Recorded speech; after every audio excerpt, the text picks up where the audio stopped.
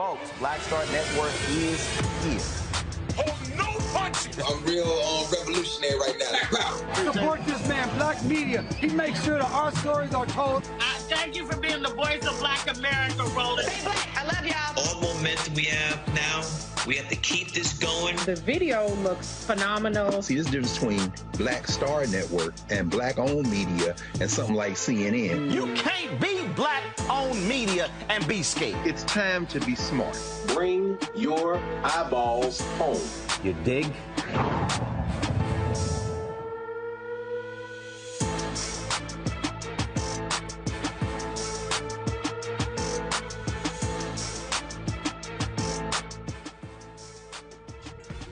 Today is Wednesday, July 27, 2022. Coming up on Roland Martin Unfiltered, streaming live on the Black Star Network. We are live in New York City on the third day of the opening of the Jackie Robinson Museum, where tonight they will be actually having the screening of the movie After Jackie. And there was a celebrity Q&A after that. We'll be broadcasting that live for you. Also on today's show, the United States proposes a prisoner swap to get Brittney Griner back home. We'll tell you about that, give you those details. Also on today's show, the Department of Justice hits a real estate company owned by Warren Buffett, the second largest racial discrimination, housing discrimination settlement in American history. We'll give you those details. Also, President Joe Biden no longer has COVID. We will show you exactly what he had to say. Also on today's show, Nikki Fried, she's running for governor of Florida. She will join us on Roland Martin Unfiltered. And Tiffany Haddish will join us in our Tech Talk segment. Yes, she is involved with the technology company. We'll tell you all about it. All that and more right here on Roland Martin Unfiltered on the Black Star Network. It is time to bring the funk. Let's go. He's got it. Whatever the miss, he's on it. Whatever it is, he's got the scoop, the fact, the find. And when it breaks, he's right on time and it's rolling. Best believe he's knowing. Putting it down from sports to news to politics. With entertainment just for kicks, he's rolling. It's on go, y'all. It's Roland Martin, rolling with Roland now. He's funk, he's fresh, he's real, the best, you know he's Roland Martin now.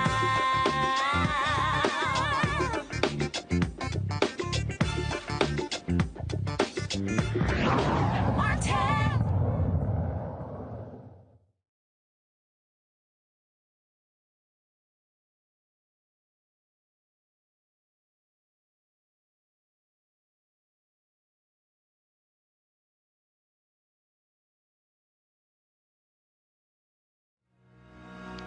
Folks, this is day 3 of the opening of the Jackie Robinson Museum. Tonight, they are showing the movie After Jackie. And so we are here to broadcast this. Today, there was a block party where they had children, others who were going through the museum for the first time. And so we certainly are happy to be here and be able to show that for you. Also, there's going to be a celebrity talk back. Take place after the documentary, and we'll also be showing you that right here on the Black Star Network. Folks, it has been 3 days of festivities beginning on Monday. We were here on Monday where they had a showing, if you will, a private showing for folks who were donors of the museum. Then, of course, last night, they had the gala party. Slick Rick and Dougie Fresh, they performed. We'll hear from them a little bit later as they share their thoughts about performing, and also Ray Chu and his wife as well. They put together the music last night, and so we will hear from them as well. But first up on today's show, the federal government, they have proposed a prisoner swap for Brittney Griner. She's been held now for 160 days in Russia after being caught with cannabis in her luggage. And so what is being proposed right now, folks, is actually a prisoner swap. And the prisoner swap was an arms dealer who is being held in the United States. Actually, there are a couple of people who are being held there. First of all, in Russia, and so they have been negotiating for quite some time. Now, remember, Brittney Griner, she pled guilty to the charges of bringing the items in. She has testified saying she was not aware of what was actually going on. Here's Secretary of State Anthony Blnken talking about this negotiation. In the coming days, I expect to speak with Russian Foreign Minister Lavrov for the first time since the war began. I plan to raise an issue that's a top priority for us: the release of Americans Paul Whelan and Brittney Griner, who've been wrongfully detained and must be allowed to come home. We put a substantial proposal on the table weeks ago to facilitate their release. Our governments have communicated repeatedly and directly on that proposal. And I'll use the conversation to follow up personally and, I hope, move us toward a resolution. As I said, Griner testified earlier today at her possession trial, and she said that an interpreter translated only a fraction of what she said during questioning when she was detained at Moscow's airport in February. She said officials told her to sign documents without explaining what they were. She also said no one explained her rights nor gave her access to a lawyer.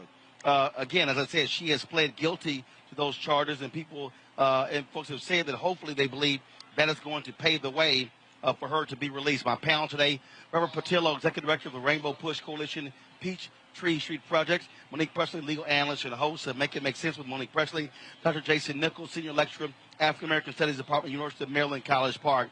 Monique, there have been a number of people, a number of black women and others who have been making the point that more pressure needs to be applied to get Brittney Griner released. This proposed prisoner swap was what many people said was we were eventually going to get to.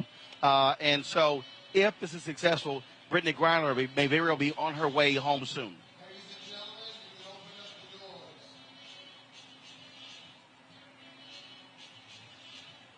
Monique, you're muted. You're muted.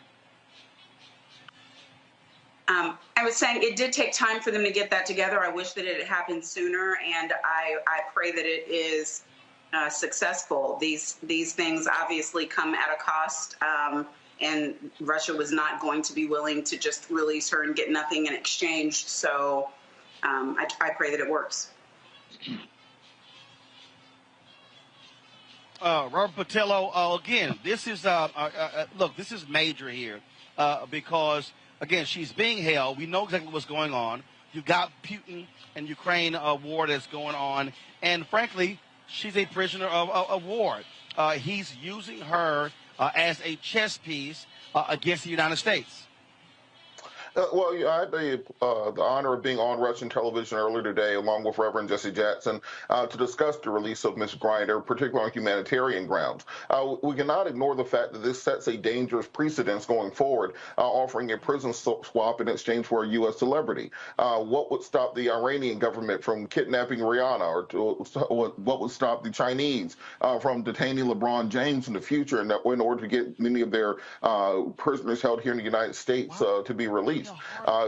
Particularly this individual, Victor Bout, who is an arms dealer for the FARC, the Colombian terrorist organization that has resulted in the deaths and displacements of tens of thousands of people in Central and South America.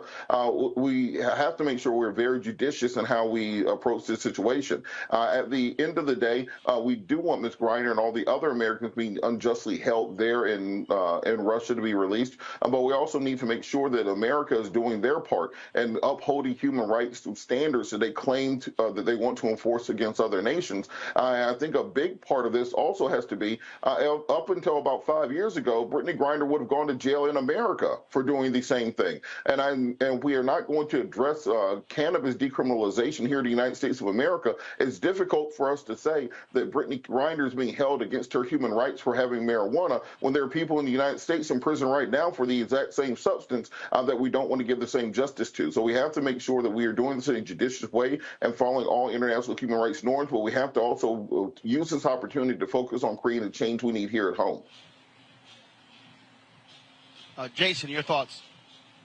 Well, first of all, I don't know anybody who's been held that long for 0.7 grams of marijuana here in the United States. They've been held, there are people who are incarcerated for something that lots of people make lots of money on in some states like Colorado, where you can be a weed millionaire while others are held behind bars, primarily black and brown. But what she did was incredibly minor, and this is 100% a political move, and she is a political prisoner in Russia. I do think that this, as Robert is kind of stating here, I think that this swap is imbalanced. Paul Whelan, if you know, he basically was set up by the Russian government. I 100% believe that he is not guilty of espionage and all the things that they are saying that he committed, and he's been in prison unjustly for a very long time. And now you have Brittney Griner, who is a political prisoner and a ploy, by the Russian government. And I think the United States is in a jam because we need to get our citizens home, particularly ones who have not committed crimes or committed very minor crimes, and they can't be held that way. That said, this is imbalanced because you have a person who is an international terrorist who's probably going to be released after 10 years when he was supposed to serve 25, for somebody who is accused of having 0.7 grams of hash oil. That's not a balanced trade. First of all, again, the trade hasn't happened. We'll see exactly what happens when it comes to that decision, and hopefully it can get resolved soon. Let's go to Minnesota, where two ex-cops who were convicted in federal court of violating George Floyd's civil rights, they are headed to prison. A federal judge sentenced Tal Thao to 3.5 years and J. Alexander King to 3 years in prison for their involvement in the death of George Floyd. King was the one who pinned Floyd's back, and Thao held back bystanders while Derek Chauvin knelt on Floyd's neck for 9.5 minutes. Prosecutors say King didn't say anything to stop Chauvin. U.S. District Judge Paul Magnuson cited King's rookie status as a reason for the lighter sentence. The federal prosecutor, Amanda Sertic, disagreed, saying, quote, all he had to do, per MPD, Minneapolis Police Department policy, was an attempt to intervene. But he didn't say a word, not one word. Defendant King's oral argument about his junior status doesn't hold much weight because the bar for him was so low and he didn't even try to get over it. King and Thao now wait a state trial on October 24th, where they face aiding and abetting second-degree murder and second-degree manslaughter charges. Robert, obviously, this was different from Chauvin's case, where the state went first, then the feds came. Here, the feds went first, and then the state.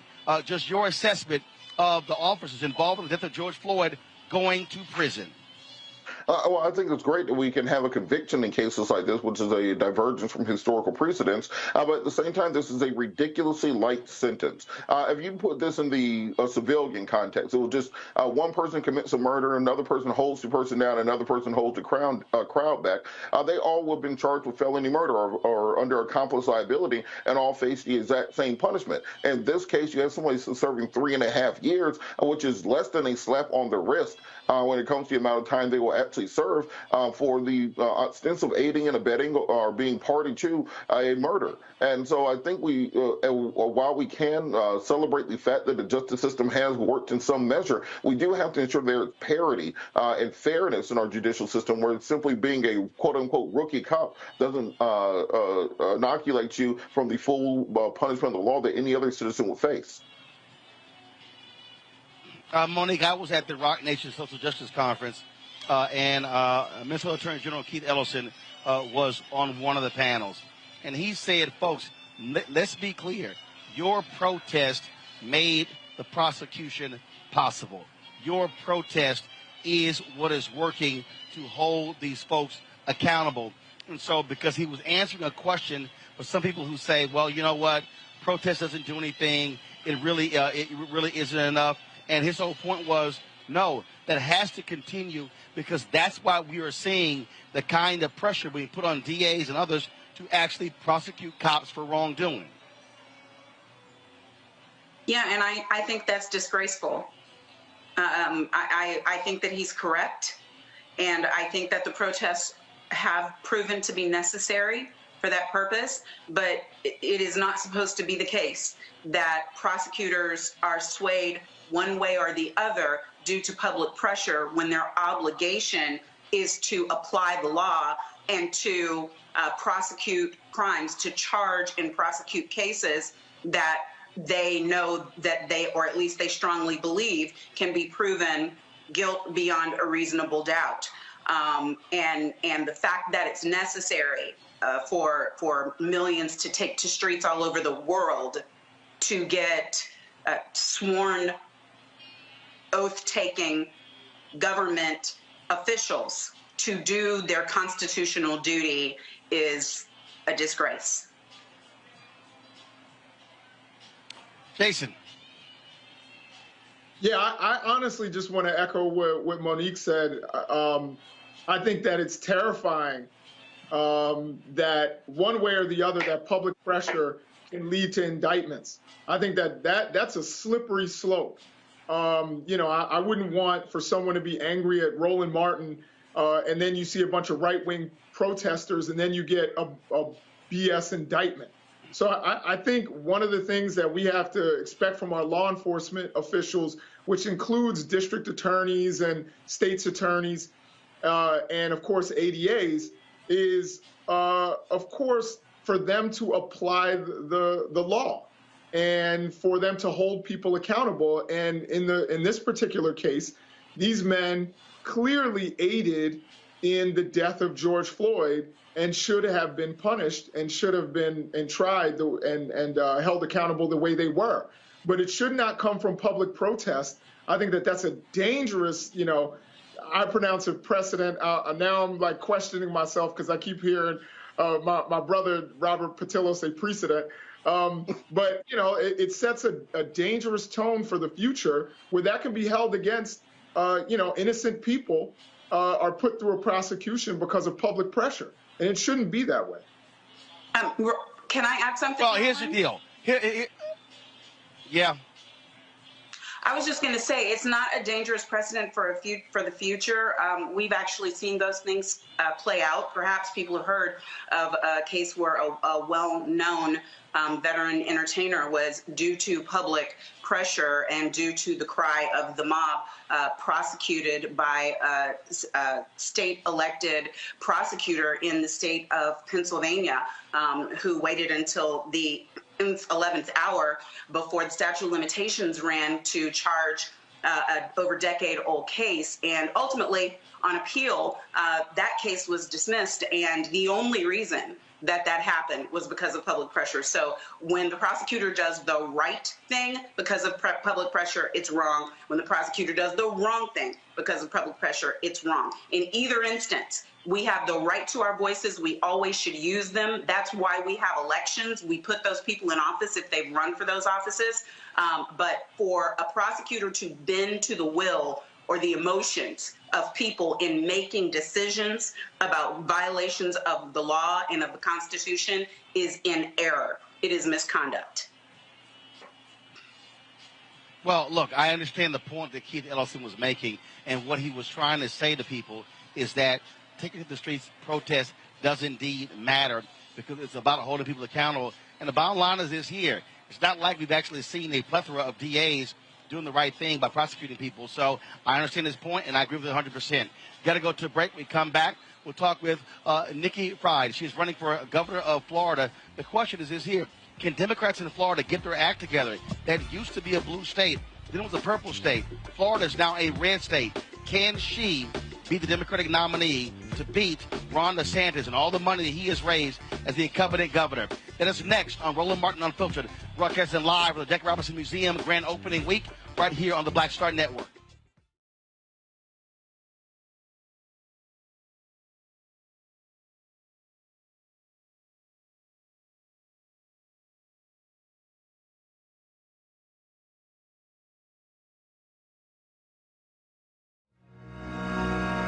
Next Get Wealthy with me, Deborah Owens, America's Wealth Coach. You see the headlines, all frightening, right? Interest rates are going up.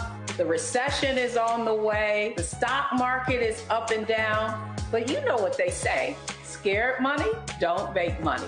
That's why I'm excited on our next Get Wealthy to have a conversation with someone who has written a new book, Fearless Finances, and she's going to share exactly what you need to do to secure your bag regardless of the ups and downs of the economy or the stock market. Oftentimes you can start with as little as $5. That's right here, only on Get Wealthy on Black Star Network. Pull up a chair, take your seat. The Black Tape with me, Dr. Greg Carr, here on the Black Star Network. Every week, we'll take a deeper dive into the world we're living in. Join the conversation only on the Black Star Network. My name is Charlie Wilson. Hi, I'm Sally Richardson Whitfield. And I'm Dodger Whitfield. Hey everybody, this is your man Fred Hammond, and you're watching Roland Martin, my man, Unfiltered.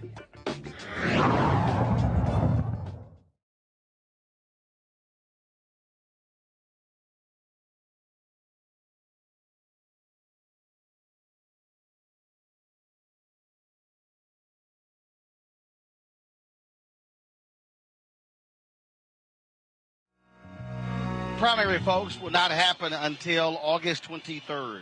And there are 4 Democratic nominees for governor who want to be the one to run against incumbent Governor Ron DeSantis. Those 4 candidates are Congressman Charlie Crist, former governor of Florida, Cadence Daniel, Robert Willis, as well as the Agriculture Commissioner of the state, Nikki Fried. Nikki joins us right now on Roland Martin Unfiltered. Glad to have you on the show, Nikki. Thank you so very much. First and foremost, Ron DeSantis has raised a significant amount of money. He is a darling of the MAGA crowd. He already has his eyes set on the running for president in 2024, but he wants to do so as the governor of Florida. How are you and others going to stop him from winning another term? First of all, Roland, it is such an honor to be on with you tonight. You are a legend, but you already know that. Look, here's the deal. You know, Ron has been flying so close to the sun. He is right now speaking very loudly to a very small population here in the state of Florida. And then after we win this primary, we'll be able to create such a coalition of individuals who really have been hurt and humiliated and silenced by this DeSantis administration. I was the first person in 2020 as our only statewide elected Democrat to really call him out for becoming a dictator. That's what he's done. He is taking away people's rights to protest, rights to vote. Look, he took away our 2 Black congressional districts here in the state of Florida. He's now going after teachers, higher ed system, going after Disney World. There are so many things that he really truly has done here in the state of Florida that come the general election, the money is going to pour here into the state of Florida because people realize that he wants to run for president of the United States. And so this is going to be a POTUS primary, and we know that we've got the right equation, we've got the right candidate, and it's a matter of going everywhere in our state and giving people another option, but also talking about the economy. People are hurting right now, and DeSantis is more concerned about blaming President Biden than really looking at the issues on the ground that is happening and hurting people every single day here. Well, here's a perfect example. DeSantis is going around the state right now, presenting checks left and right. That's money that came from the bill that Biden pushed that many Republicans voted against. Are you and other Democrats following him around? Are people holding up signs saying, hey, thank Biden, these checks ain't DeSantis' money. This came from the Democratic president. I mean, here's a guy literally trying to take credit and burnish his credentials with money that Republicans did not want to vote for. Absolutely. You know, when that money first was passed in 2021, you know, he came out and said, well, we didn't get enough money or we got too much money. And so I called out his nepotism and I called out the hypocrisy of some of those dollars. And now he's touting the fact that we've got the largest surplus in the history of the state of Florida. Well, of course you do, because all this money came down from President Biden. And so every single time we are calling it out on social media, we are calling out as much as we can, making people understand the money that is going into these communities is coming from the Biden plans that they passed. And not a single Republican in the state of Florida, you know, voted for it. So we're calling this out and making people understand. And look also where the money is going. The money is going into white wealthy communities or in white rural communities, and not really focusing on what is happening on the ground in so many pockets of our communities that haven't seen any of these dollars for stimulants, to see where we can put money for producing more jobs and economic opportunities, especially in our Black and brown communities. So we are calling them out as loud as possible, and certainly after the primary, we will have an even larger microphone that we're going to be able to crisscross our state and remind people that this money came from Washington, D.C. This has absolutely nothing to do with Ron DeSantis. In fact, he wants to talk about inflation. Well, then you shouldn't have taken the money to begin with if that really is your concern. One of the things that you have to deal with, and we have to be honest, Democrats have been porous in the state. The state party has had fundamental problems. When you look at, again, the gains the Republicans have made, they have been significant. And so there's a huge task at hand. Congresswoman Val Demings has the same issue running against Senator Marco Rubio in the United States Senate race. If I go back to the race 4 years ago, Andrew Gillum versus Ron DeSantis, Gillum loses by 30,000 votes. But one of the issues that I'm the Tallahassee Democrat, they actually had a graphic, and I showed it consistently, where they showed the top 12 or 15 counties in the state. Well, it took you to get to like number 11 in terms of turnout before you saw a blue county. I believe that was Broward County. Miami-Dade was lower. And so what are you and others going to do or trying to do to really repair the infrastructure of the Democratic Party in terms of being able to get folks out to vote, appeal to Latino voters? They've been voting significantly with Republicans, but also turning out Black voters. If you don't do well as Democrats in Broward or Miami-Dade County, you have no shot at winning.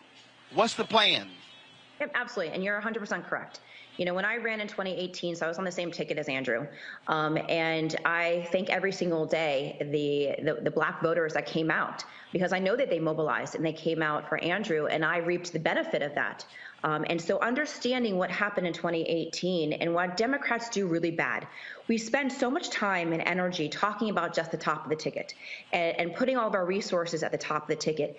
And down ballot candidates, our grassroots organizing events, our caucuses, our clubs, our House and our Senate seats, our city and county commission seats don't have the resources that are necessary. So it's part of my pledge that we need the money at the top, but we need to make sure that it's going down. And what's really cool is that we have the opportunity this year that there may be 4 women that come out of this primary season, and 3 that would be women of color. And so looking at the ways to actually market and brand the Democratic Party and do commercials together, all 5 of us, that would be Val, myself, and the other 3 members of the cabinet on the slate doing commercials together, really exciting the base, showing the complete difference. The other thing that we don't do well, which is something that I did well in 2018, which is how I won, is that we only focus on the blue counties. The only person who's been able to do this well in Florida since our last Democratic governor is Barack Obama. He came and understood that we can't just talk to the blue areas. We've got to go to the red rural communities, go to the red counties, and make sure that we're losing by less. And that's what I did in 2018. I targeted 13 counties in my state and said, I know I can't win these. I flipped 2 of them, but losing by less in some of those areas to make up for the gap. Because no matter how much that we turn out in Dade and Broward and some of our other blue areas, we can't overcome if we ignore them. And when it comes to the Hispanic community, we also in 2020 ignored them. We basically conceded the state. We had very little involvement from the Biden campaign here in 2020, where you saw the Trump machine come here and talking to the Hispanic community. So day 1 of my campaign, we started what's called the Nikki Escucha Tour, Nikki Listens. We crisscrossed our state talking to the Hispanic community, but not as a whole. We talked to the Puerto Rican community, the Cuban community, Colombian, Venezuelan, even making sure that we're talking to the Haitian community, which is different than just the Black community, making sure that we're talking to the Caribbean community. And so we as Democrats haven't done a good job making sure that we understood and listened to what are the issues on the ground infecting each of these different communities. I was born and raised in Miami. My back neighbors were Cubans growing up. I heard the stories. I went to Cayo Ocho once a month growing up. And a lot of times is understanding that the personal plight that so many of these individuals went through to get to Florida, get to America, understanding those situations and saying, look, at the end of the day, we all want freedom. We all want democracy. And unfortunately, you've got a governor right here who's doing just the opposite. And we understand the economic struggles that so many people are dealing with today that Ron DeSantis is not dealing with, wants to focus his time and energy on Washington, D.C., and not in the actual backyards of the people here in our state. Well, here's a perfect example. Here's Ron DeSantis, just flat out lying in this news conference. See if I can play this here. Here we go.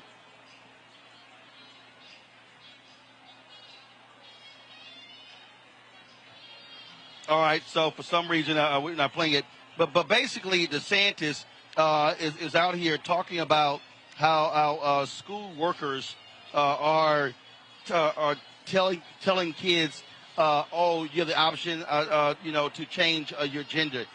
He's throwing these things out. We saw him attack the black congressional district. We saw what happened with Disney as well.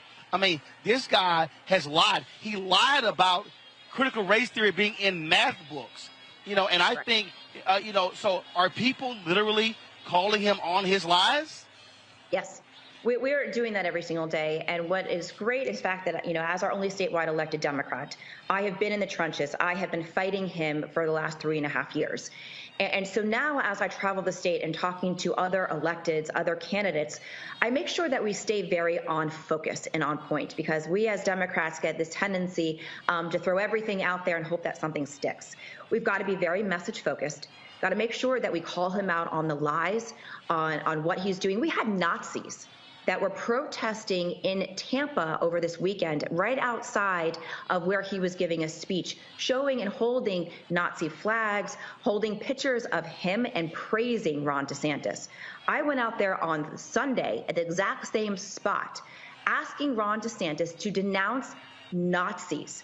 This should be basic 101 for any American here, and especially an individual who leads a state of 22 million people, the most diverse state in the nation with the third largest Jewish population. And so it's going to take all of us this courage to stand up and speak loudly on these issues. And we are saying these things. And of course, unfortunately, the national media, wants to just anoint him as the next heir apparent to Trump and doesn't realize that we need help here on the ground, that we can beat him and we will beat him. He only won by 33,000 votes. This is a state that less than 1% margins are the decisions between winners and losers. I flipped a seat by almost 1 million votes, 20 points in 2018, to be the first female to ever been elected Commissioner of Agriculture here in the state and here in the Southeast. And so we are going to have Democrats stay very laser focused, calling this out, but also not falling for his traps, because that's what he also likes to do. He likes to throw out these things that he knows polls well, not only on his base, but even on some of the moderates in our state.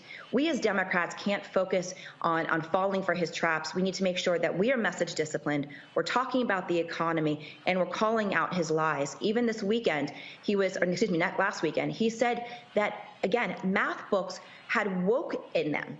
And so that's why they had to be taken off the shelves.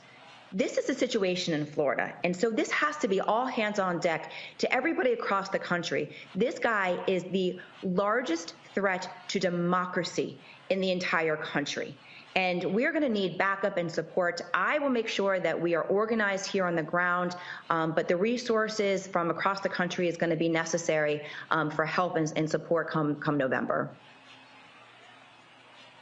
All right, then, Nikki Fried.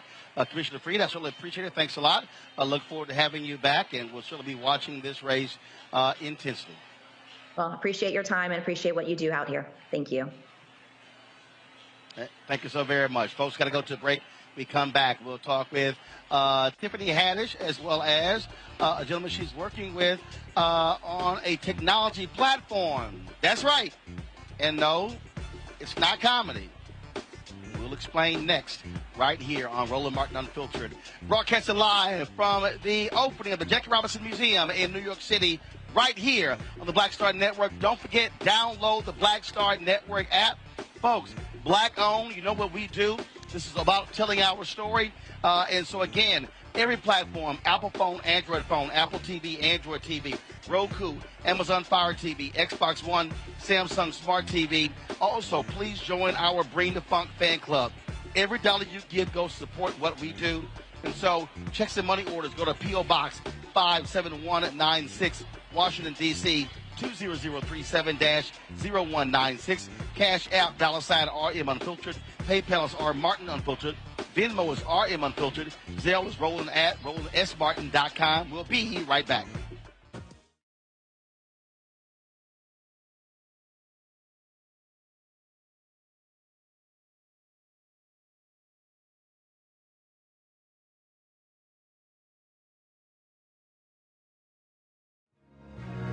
Next Get Wealthy with me, Deborah Owens, America's Wealth Coach. You see the headlines, all frightening, right? Interest rates are going up.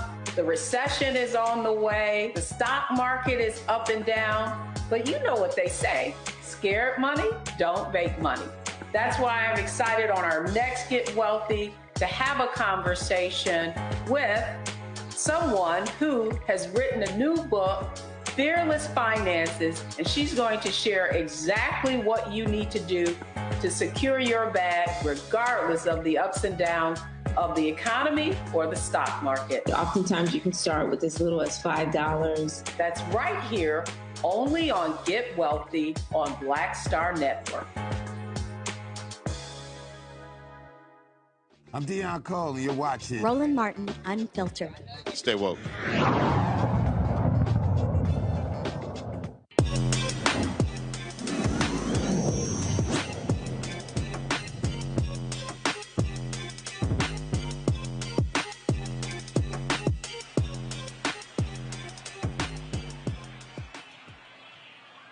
All right, folks, y'all know we are all about Black-owned African-Americans who are doing things in the tech space. Every Wednesday we have Tech Talk. And so my next guests are two folks who have come up with a concept that, you know what, maybe you're tired of Zoom or you're tired of Microsoft Teams or Google Meets or any of the other platforms out there. It's called Bizio, B-I-Z-I-O. Comedian Tiffany Haddish, she has teamed up with Richard Thompson, founder of Digital Air Technology and Analytics, to create this platform. Richard joins us from New York. Tiffany is out in L.A.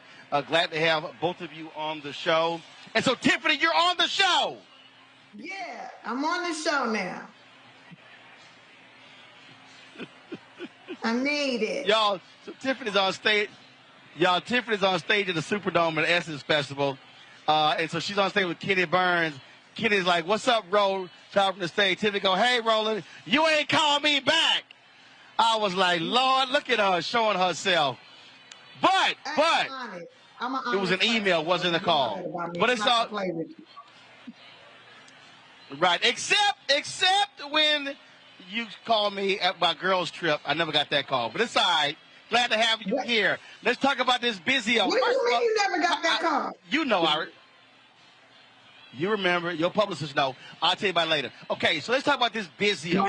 First of all, Tiffany, where did this come from in terms of you and Richard? How did y'all come together to work on this concept? Well, I had been talking to a few of my friends about, how I'm going to invest my money in technology that's owned by Black people. Straight up, I feel like, every time I am asked to invest in something technology-wise, and I love technology. I'm a big tech head. So, and every time it's like never developed by us, never really for us, never, it's like, oh, if we do this, it's going to make them rich, but how does that feed us? Like, I'm so much about like, how do I contribute to my community?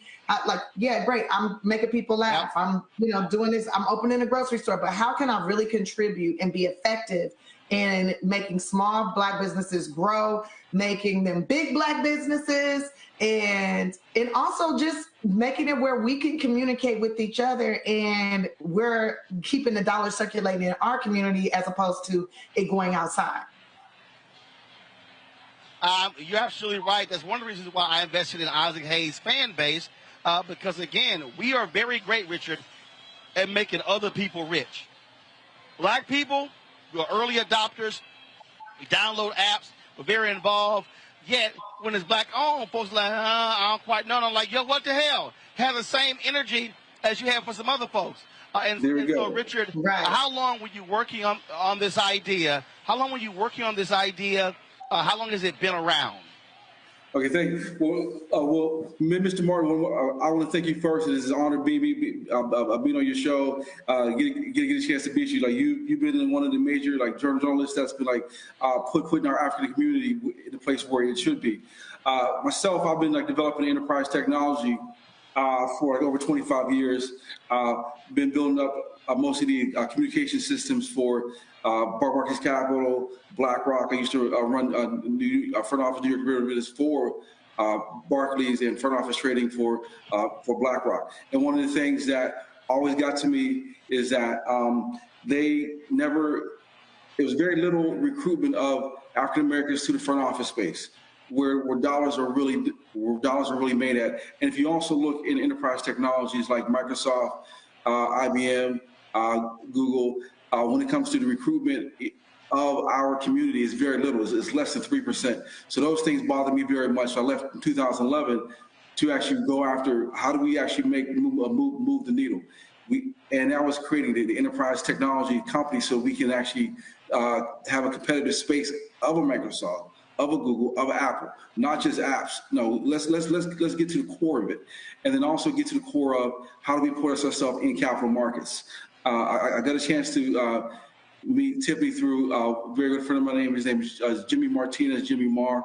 We had wanted a voice that was true, someone that is actually committed to the cause of helping our community. And Tiffany, seeing what we were doing right from the gate, this always gets to me because she loves her people so much. She just put her money right in. She's like, Rich, I see what you guys are doing. I see this commitment. Your struggle is our struggle. Your victory is our victory. So we just came together. Said, you know what? We just gonna do it ourselves. We're always marginalized in technology. We're always marginalized, and we can't manage our money. I was like, forget this. We've been doing it for so long. We can just put it up ourselves.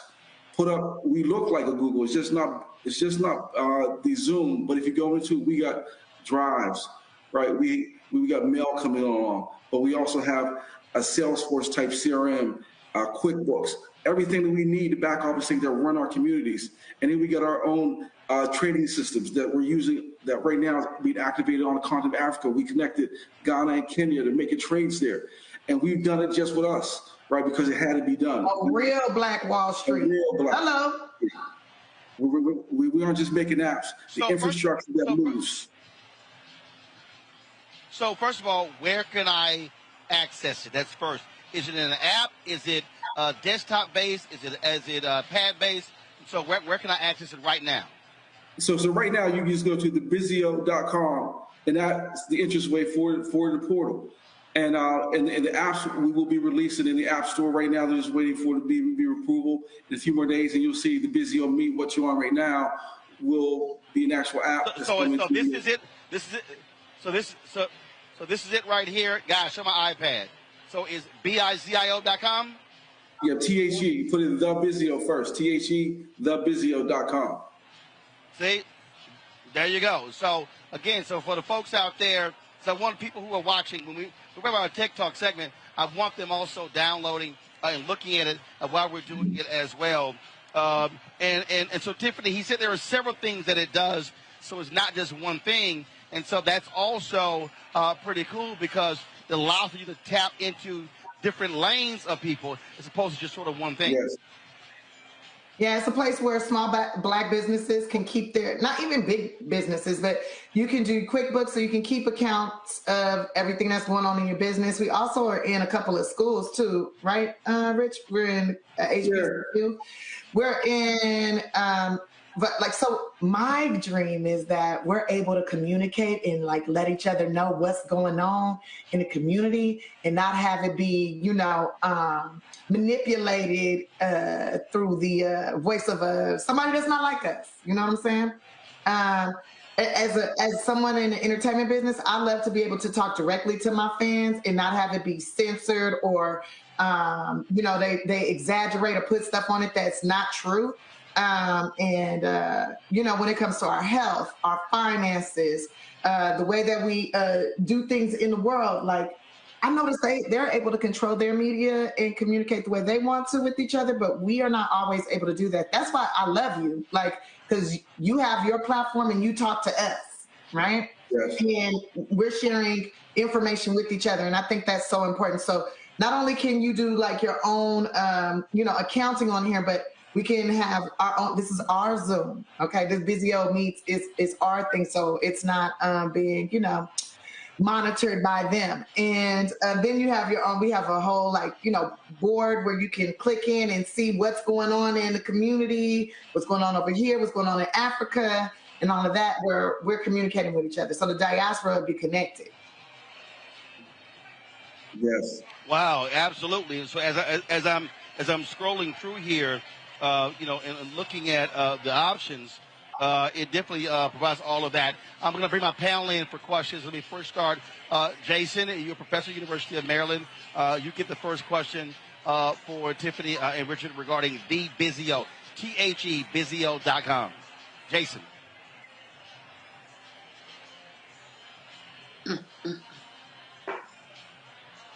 Jason, hit them. You're muted, dude. Oh, I'm sorry. Let me start. Lord have mercy. Real quick. Thank y'all for coming on, and thank y'all for explaining what it is that you've created here. I think it's amazing that you're connecting all these different parts of the diaspora and getting more African Americans into tech. So that's one of my questions. Is there any way or anything you're doing to get perhaps young Black people who are interested in tech to work for the company and maybe expand the company using young Black people in tech? Because that is going to be, I was just reading a book that said that tech is going to be bigger than construction for the next decade. So is there anything that you guys are doing to maybe mentor young people to get them and get people working in your company, Black people, as you guys grow? Yes. Tiffany, do you want me to answer that? Go ahead, Rich. Take it away. Well, one of the things that we're doing, we have partnerships with UCF regarding HBCU. One of the first things we're putting in is a finance and wealth platform, and we'll be training HBCU students to work on our platform. Because being in the front office, especially in that space, we don't get access to Bloomberg. It's very expensive, right? So to be able to bring that data and access to wealth and how wealth is managed and be able to create, quants for myself, that's part of my background also. So partnering with UCF and creating partnerships with the HBCU, we're going to be able to now bring on 500 students at first to be able to be trained. We say, hey, if we get you trained so you can see what a training floor looks like, or what the tech that goes along to actually create that looks like. We want to get that training out earlier. And then we'll have the Haddish report. Forget the Bloomberg report. There we go, baby.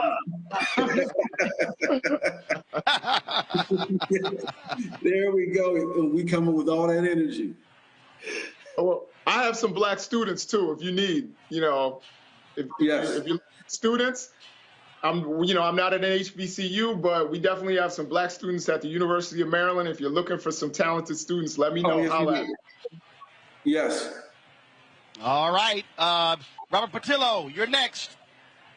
Thank you all so much for this outstanding application. I do have a question about growth. A lot of things, it's not about the product itself, it's how it's advertised, how it's pushed to people. Have you guys reached out to Black content creators, bloggers, internet influencers, business owners who can, in putting this into their hands to make sure that they can push out to the audience? Because often it's far more important to make sure more people know about it, even more so than having an outstanding product you already have. Oh, Tiffany, you want to go to the actual growth strategy? Yeah, well, so we're definitely on top of that. I'm also a content creator and an influential person, but I can't do it all by myself. I'm making movies and stuff too. So we definitely are reaching out to, I said right, right. That part. So that part, I just want to get with that. So, but we definitely are reaching out to content creators. Right now, we just launched like 2 weeks ago. So it's a slow rollout process because we want to make sure that it works. Like for me, it's like anything that I put out into the market, I want to make sure that it's 100% efficient. And so we've already did the first kickoff. The next go round, there'll be we have a whole ambassador program, and you'll be hearing more about it. You're hearing it here first, but we already have a bunch of people signed up. But there'll be even more and more to come. You'll be seeing on my social media platforms me putting it out there. I mean, I'm setting up where all my meetings happen here on Bizio Meets. So I don't play. Yeah, we're gonna make them give it us. Oh, and that's how you actually do it, Monique. Yeah, I first of all, Howard University is right down the street. I just want to clarify that for that University of Maryland offer. HU, just let me just off the jump say that, and then I'm really thankful that you all are doing this, but I am just extra proud to be a Black woman right now. They always were trying to marginalize and put us in boxes, and only, even if it's a great box, they want us to just be in the one. So thank you, Tiffany, for this, because even in the doing of it, you're setting examples for daughters like mine, that we don't have to be compartmentalized and we can't be kept in one space. And as we branch out, we can branch out in ways that help our community. So thank you. Best believe. Let me tell you something. My business manager was getting on me because she's like, you putting how much money into this? You could go on vacations. You need to move out of South Central LA and move into the Hollywood Hills, Beverly Hills. And I'm like, I'd rather stay in South Central LA, invest my money in companies that I believe in that are owned by us, and watch them grow and see South Central LA turn into Beverly Hills. That's right. See my community transform into something amazing. And like, I could be like really like stingy, so go buy me like all designer clothes, which I've been doing kind of, but they've been giving them to me because I talks about it. But also like, I could be having me a Bugatti and all that. But instead, I decided to build a platform that's going to build us up. I'd rather put my money in my people than put all my money in me. I put a lot of it in me too, but you know what I'm saying. Amen. But the thing there, but the thing there, Richard, what Tiffany just said, is that, and I need all these Black folks right now who are watching us on the Black Star Network, who are watching us on Facebook, on YouTube. Also, y'all on YouTube, stop freeloading. Hit the damn like button. We should be at 1,000 by now. But here's the whole deal. Black folks spend too much time flossing. Ross Perot, way too much, who passed away. Ross Perot was worth $3 to $4 billion. Ross Perot, remember that ran for president? He drove a minivan. Mm-hmm. Warren Buffett got like damn near $100 billion. He drives like a truck. So the thing is, so I get, hey, the finer things in life, but the reality is, what Tiffany's doing, saying, look, I put $50,000 into fan base. That's called taking money, and you might have a multiple of 100, 500, 1,000. Everybody running around right now trying to buy the lotto tickets to hit that lotto. That mega millions is now over $1 billion. But guess what? If you invest your money in certain companies, that could be your billion. Exactly. I'm tired of these dudes wearing diamonds on their neck but still renting a one-bedroom apartment. Get out of my face with that. I want people around me that own land. I want to show my people how to own land, own companies. That's where the money's at, baby. Yes. Like, that's where the growth is. That's where you will be able to see your children have food on the table every day when you build something that we use. We spend more money on other people's stuff as opposed to let's build it ourselves and make it spend it for us. Like, let's watch us grow. There'll be less crime, I can tell you that much. Yes. There'll be less of us in jail. And Tiffany, to actually add to that, let's say the digital revolution industry is actually happening now because we got Web3 happening, which, you know, the privacy and security of data, and then you have the industry 4.0, which talks about automation, right? Those two things are happening. And without us training our workforce to be able to participate that, because the businesses are not going to train our communities. The Bizio is built on that architecture so that we can now train our communities to create wealth for our community. And if you look at those companies, they represent $7 trillion worth of market cap. So if you go into Microsoft, Apple, Google, Facebook, that's $7 trillion, right? Little of that comes to our communities is hit. So if we create enterprise that looks like those companies and we actually protect our data, now we start to get in the ball game and have a greater impact to our wealth in our future. And we will outperform now. Yes. Well, and the fact of the matter is this here, and I can tell you this, folks. I know this because of private equity. Black and minority firms outperform white firms when it comes to the private equity. But they don't get the multi-billion-dollar funds to be able to manage. And so I think this is it's absolutely fabulous idea. I look forward to actually testing it. You say you're rolling it out. So, Richard, when does the app roll out? So right now, to use the platform, can you only use it on your computer? When will we be able to use the Bizio on the iPad as well as on the phone? Yeah, they'll be available August 1st. So I will keep you updated. Right now, we're just waiting for the approval. The apps are done. So as soon as it's approved by Apple, and we're looking forward to be by the first, the top of the month, it will be available. Absolutely. Well, look, I think that is a fabulous. And again, I'm a firm believer. Where'd Tiffany go? I'm a firm believer in us. So the reason we created this segment was specifically to allow for African Americans in technology to be able to tout their products. And so we appreciate both of you joining us on the show. Richard, thank you so very much. Tiffany, thank you so much. Thank you so very much for coming on the show. Certainly let us know how it goes. And look, again, we do look forward to actually seeing this app and actually using it, because it is about us creating wealth. And look, we use technology like more than anybody else, and it's great to be able to do it with black folks. Thank you. All right, folks, I appreciate it. Thank you so very much. Thank you so very much. All right, Tiffany, I'll send you a text because I don't see your picture there. I'll send you a text. All right, folks, we're going to go to a break. When we come back, there we go. We come back, more Roland Martin Unfiltered. We'll hear from Slick Rick, Dougie Fresh, Ray Chu, Vivian Chu about the Jackie Robinson Museum. And we also will talk with the director of the movie After Jackie. All of that in the second hour. Roland Martin Unfiltered, YouTube, Facebook. Hit that like button, hit that share button, spread the message. We're here in New York City celebrating the great Jackie Robinson and his amazing legacy on the Black Start Network, black-owned, unapologetic, and unfiltered.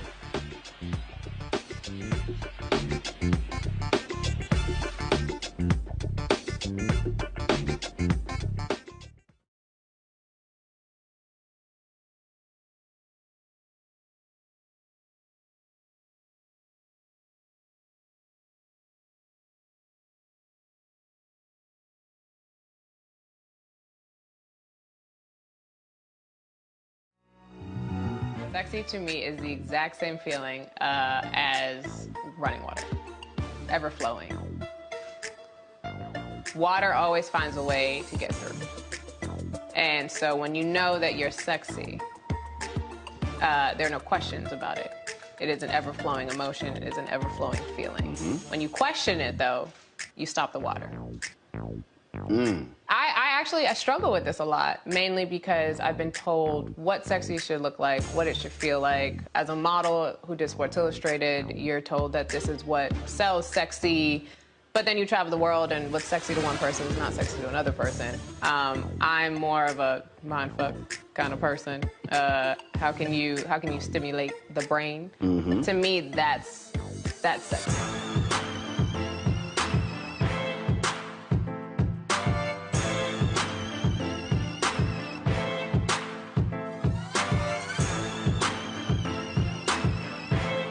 Pull up a chair, take your seat. The Black Tape with me, Dr. Greg Carr, here on the Black Star Network. Every week, we'll take a deeper dive into the world we're living in. Join the conversation only on the Black Star Network. Hi, I'm Dr. Jackie Hood Martin, and I have a question for you. Ever feel as if your life is teetering and the weight and pressure of the world is consistently on your shoulders? Well, let me tell you, living a balanced life isn't easy. Join me each Tuesday on Black Star Network for a Balanced Life with Dr. Jackie. We'll laugh together, cry together, pull ourselves together, and cheer each other on. So join me for new shows each Tuesday on Black Star Network, A Balanced Life with Dr. Jackie.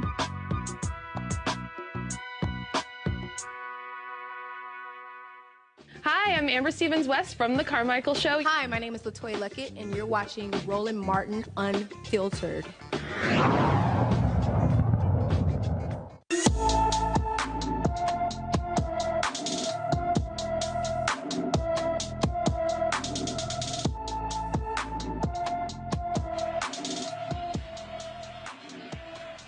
Sharmikia Williams has been missing from Crystal Springs, Mississippi since July 24th. The 15-year-old, who goes by the name Sweet Pea, is 5 feet 7 inches tall, weighs 276 pounds, with brown hair and hazel eyes.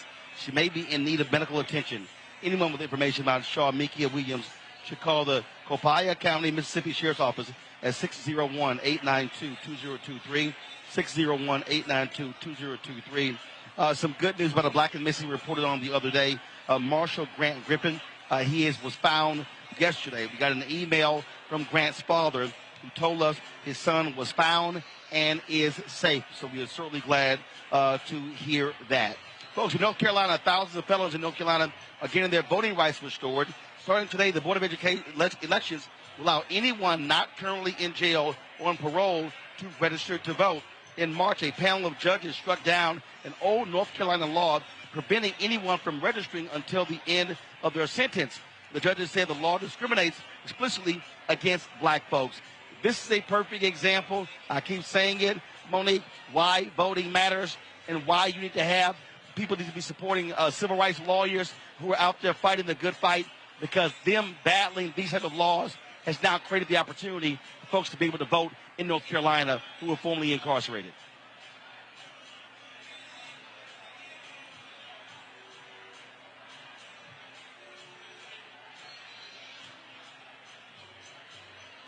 Is Monique there?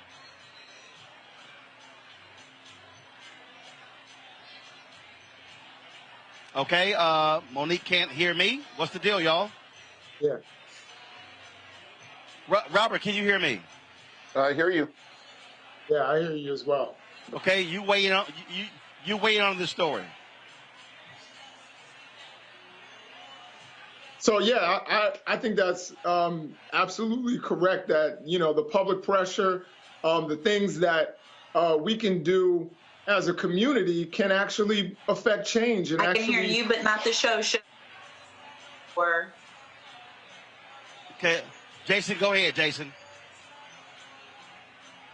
And this is the kind of thing that can sway elections. This is one of the reasons why we have voter suppression, trying to keep people, people who may have had a felony record, keeping them from voting. This is what swayed elections for generations in the state of Florida that we were just mentioning, was that if you had a felony record, you were disenfranchised. And once they fixed that, they started, Ron DeSantis started finding loopholes, saying you had to pay all of your court fines and everything before you could actually vote. There's no reason why people shouldn't be able to vote if they were incarcerated. There are 2 states in this nation where you can vote while you're incarcerated. It just so happens those are 2 of the whitest states in the nation, which is Maine and Vermont, I believe. So this is really important. Voting is a key element of our citizenship. And I know that as someone who teaches about, Reconstruction every semester, how important the vote was to Black people and how incarceration has been used as a means to keep Black people from voting. We need to make sure that this is the case nationwide, and this is a really important step forward in the state of North Carolina. It is. This next story, Warren Buffett's mortgage company, they have reached a historic $24 million settlement with the Department of Justice dealing with the issue of redlining. Triton Mortgage Company is accused of discriminating against potential Black and Latino homebuyers in Philadelphia, New Jersey, and Delaware from 2015 to 2019. Employees did not approve loans to Black prospects and called certain neighborhoods ghettos. The company is setting aside $20 million in loans for underserved communities and hiring minority loan officers. The company stopped writing mortgages in 2020. Despite the settlement, the company denies the allegations and insists it does not discriminate against home buyers of color. Well, we know that's bullshit, Robert and Monique, because you don't pay $24 million just for the hell of it. Absolutely. And Roland, just kind of going back to the last story, just very quickly, I think people need to understand that felony disenfranchisement is unconstitutional. It's one of the last remaining vestiges of Jim Crow that we seem to have just accepted into society, but it's based upon a misreading and misapplication of the 15th Amendment that Jim Crow era judges kind of read into the judicial record and that we go with right now. The amendment says prosecution or participation in or conviction of a crime or insurrection. It was meant to stop people who participated in the Civil War as insurrectionists from being able to vote, and now 150 years later is being used to stop African Americans from being able to vote. So we need to challenge that judicially, and I think state legislatures need to keep that in mind when repealing the felony disenfranchisement laws, that they are indeed Jim Crow era laws meant to stop African Americans from voting. And then secondarily on this redlining case, let's remember something, that the Supreme Court next term will be taking up what's called the Interstate Commerce Clause. The Interstate Commerce Clause was that expansion of federal rights that allowed the federal government to intercede in state level or individualized conduct if they had any indicia or any touching of interstate commerce. And some, that means that the only reason the federal government can enforce redlining and other civil rights standards against individual businesses is because of the Interstate Commerce Clause. What we have seen from this court right now is this 6-3 majority is willing to overturn any precedents, and so we cannot simply get distracted by some of the more media-driven stories. Once that Interstate Commerce Clause is gone, which may be next term, and which I think we need to be starting to plan for and fight against now, then all bets will be off. We'll be down to every single state being for themselves. That's a dangerous place to be at constitutionally. Monique, this is another example of the great work that Christian Clark is doing, leading the Civil Rights Division of the Department of Justice. And I will hope the White House is paying attention. They should be touting these wins in this civil rights DOJ. Yes, this is another great piece of work that they're doing, and they are, putting out the press releases, the talking points about all of these things that are happening.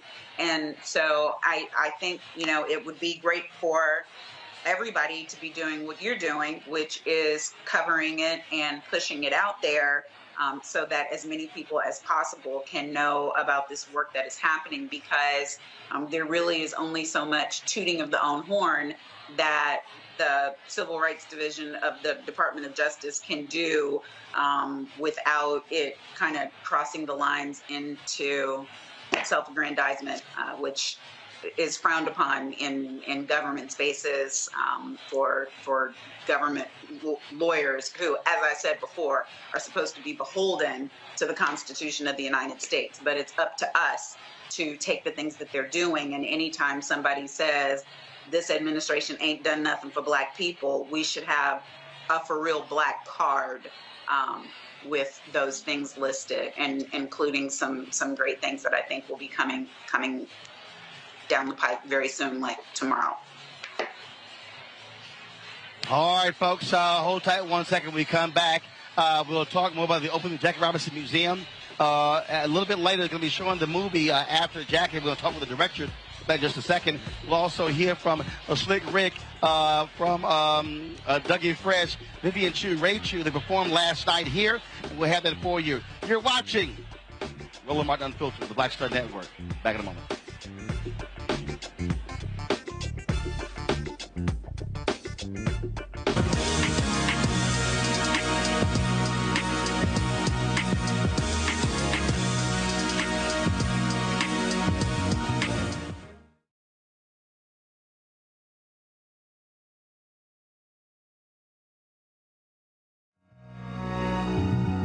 Hi, I'm Dr. Jackie Hood Martin, and I have a question for you. Ever feel as if your life is teetering and the weight and pressure of the world is consistently on your shoulders? Well, let me tell you, living a balanced life isn't easy. Join me each Tuesday on Black Star Network for A Balanced Life with Dr. Jackie.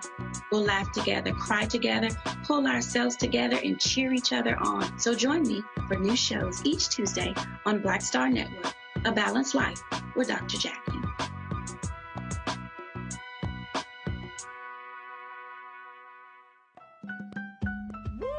We're all impacted by the culture, whether we know it or not. From politics to music and entertainment, it's a huge part of our lives, and we're going to talk about it every day right here on The Culture with me, Faraji Muhammad, only on the Black Star Network. Hey everybody, it's your girl Lunel. So what's up? This is your boy Earthquake. Hi, I'm Chaley Rose, and you're watching Roland Martin Unfiltered.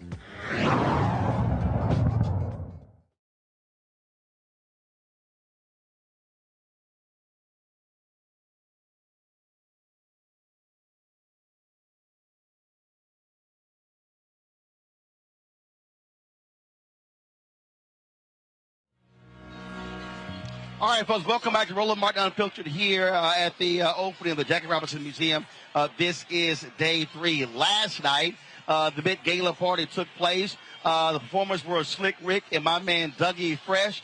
They certainly tore the house down. They were rocking all night long. I had folks out here dancing and having a good time, and so it was great to see them on the stage. We live streamed it on Black Star Network. If y'all want to see the performance, simply go to the app, and you can check it all out.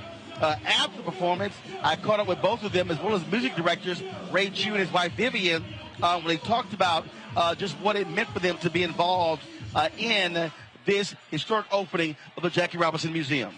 What's up, Slick Rick with Dougie Fresh?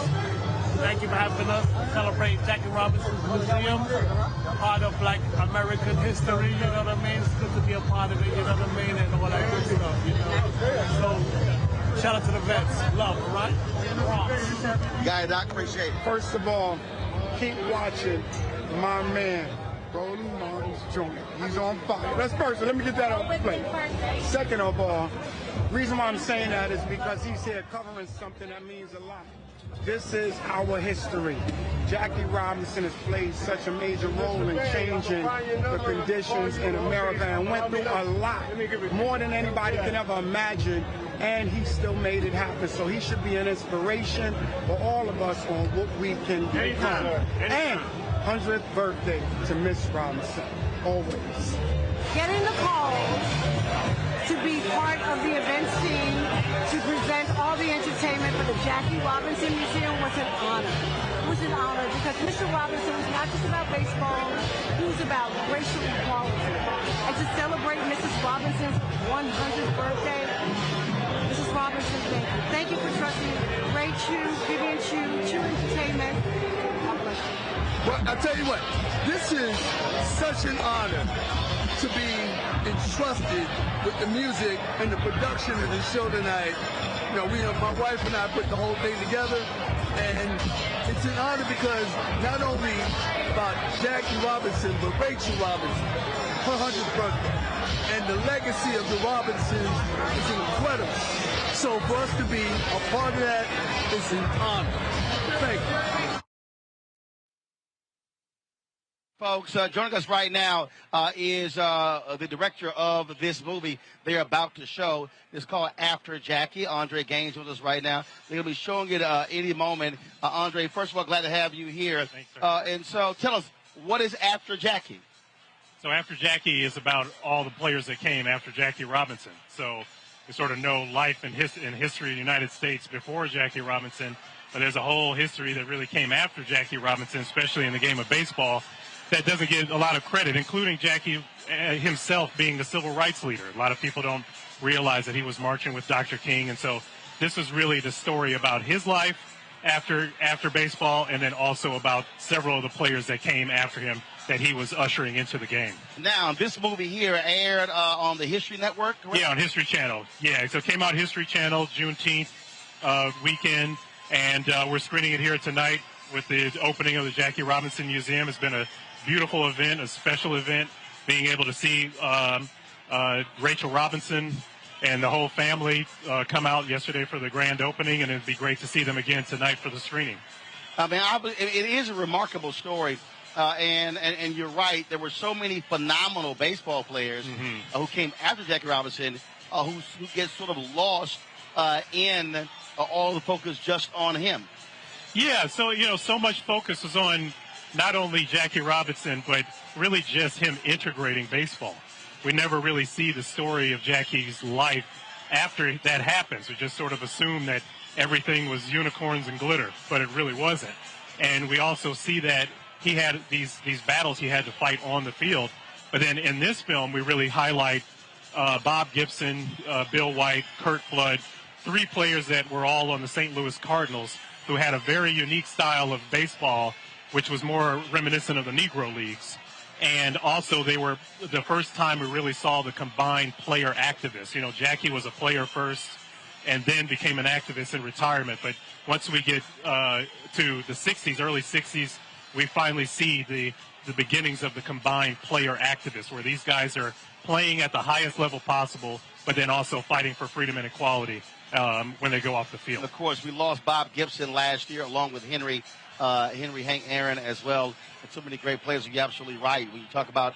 but we still have Bill White. We still got Bill White. He's still here with us. We talk about Curt Flood. I mean, there is no athlete. That's right. Not just baseball player. There's no athlete today who should not pay homage to Curt Flood, because it was his lawsuit. Although he lost, it was his lawsuit that paved the way for free agency in sports. That's right. A lot of people don't realize that at all. I mean, this isn't all of sport. This is not just baseball, where he pioneered free agency, modern day free agency, by fighting against something called the reserve clause in baseball, which was like, you shouldn't be able to own me. I should be able to play on a team wherever I want to. But without Curt Flood, we wouldn't have a LeBron James, who was one of our executive producers, and the decision of being able to go wherever it is that he wanted to. And we have Curt Flood to thank for that. He made a tremendous, tremendous sacrifice. All right. Well, look, Andre, we certainly appreciate it. It looks like that we're about to start screening right now. So thank you very much for joining us. Thank you. And sharing your thoughts. As always, good to see you. All right. Thank you very much, Thank Don. you. Thank you very much. Folks, we're going to switch over. We have the feed from them, correct? All right, so let's do this here. First of all, let me thank Monique, Robert, as well as Jason for y'all joining us on today's show. What we're going to do, folks, we're going to actually switch over to the feed from the program here, so you can actually experience this event as well. We want to thank the Jackie Robinson Foundation, Della, Brittney, for allowing us to do this. We've been broadcasting since Monday. This is why Black Star Network was created, to be able to cover these type of events that's happening in the black community all across the country. Your support absolutely matters, and so we thank all of you for doing so.